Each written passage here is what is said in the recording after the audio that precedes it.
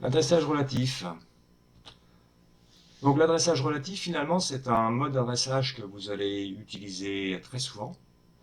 Mais quand vous l'utilisez, généralement, vous ne savez pas que vous faites de l'adressage relatif.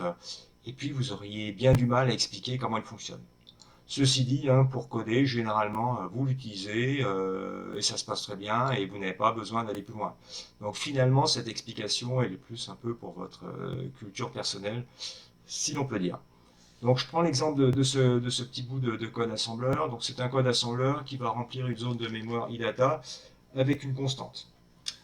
On va s'intéresser à cette ligne de code assembleur. Donc l'instruction DGNZ, décrémentation de l'opérande qui est ici, et test si cette opérande est non nulle. Et saut, pardon, si cette opérande est non nulle. Et l'adresse du saut, elle est indiquée ici. Donc là, je prends R2, je le décrémente, je le teste, et si R2 n'est pas égal à 0, avec ce qui a été indiqué ici, je vais faire un saut et je vais revenir ici. Donc, ce qui fait que je peux travailler ici en faisant des boucles successives jusqu'à ce que R2 soit égal à 0. Donc en fait, BCL, on dit c'est une étiquette, un label. Et en fait, il nous donne l'information sur l'adresse où on va faire un saut.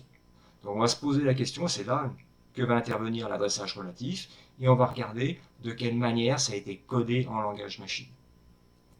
Donc je suis allé récupérer les codes assembleurs, les codes machine pardon, de ce programme, et donc on aurait pu s'attendre a priori que sur cette ligne d'instruction, BCL, hein, qui correspond à l'adresse de cette, donc en l'occurrence 15, on aurait pu s'attendre à voir apparaître l'opérand d'une valeur 0015, hein, donc c'est-à-dire une adresse 16 bits. Et en fait, qu'est-ce qu'on a? On a une valeur FB. Donc comment est-ce qu'avec cette valeur FB, on arrive à provoquer un saut vers cette adresse 0015 dans notre exemple? En fait, donc encore une fois, la contrainte c'est toujours économiser de la mémoire, économiser des cycles d'accès mémoire de manière à gagner du temps d'exécution. Donc en fait, on va travailler avec une valeur relative qui va être comment dire, ajoutée au pointeur de code. Donc en fait, quand on va faire le calcul d'adresse, on va faire la somme du contenu du pointeur de programme, hein, plus le déplacement qui aura été indiqué, donc le déplacement FB. Sauf que là, on travaille avec une valeur signée, c'est-à-dire que c'est une valeur qui peut être positive ou négative, de manière à pouvoir faire des sauts en avant ou pouvoir faire des sauts en arrière. Donc, quand on est en train d'exécuter ce DJNZ, quand il va justement faire le calcul d'adresse, le pointeur de code, il pointe déjà sur l'instruction suivante. Donc, il pointe déjà sur cette instruction qui serait là. Donc, ça veut dire que le pointeur de code, à cet instant, il contient la valeur 0011. Ensuite, FB, je vous ai dit, hein, c'est une valeur signée. Elle est exprimée dans un format qui s'appelle le complément A2. Donc FB correspond à une valeur négative parce que le bit de poids fort en complément à 2, hein, le bit de poids fort, quand il est à 1, il indique toujours que la valeur est négative. Et pour pouvoir obtenir cette valeur négative, on fait donc dans le complément à 2, on fait un calcul, on fait le complément à 1 plus 1. Donc FB, si je le complémente à 1, c'est-à-dire que les bits qui sont à 1 passent à 0 et les bits qui sont à 0 passent à 1. On obtient la valeur R04. J'additionne 1, parce que c'est la définition du complément à 2, et j'obtiens 5. Ça veut dire que FB correspond à un entier négatif moins 5. Donc si je fais l'opération 001A moins 5, j'obtiens bien 0,15. Donc une fois qu'on a calculé cette adresse, elle est placée dans le pointeur de code, et on se retrouve automatiquement à exécuter l'instruction qui est ici, tout simplement.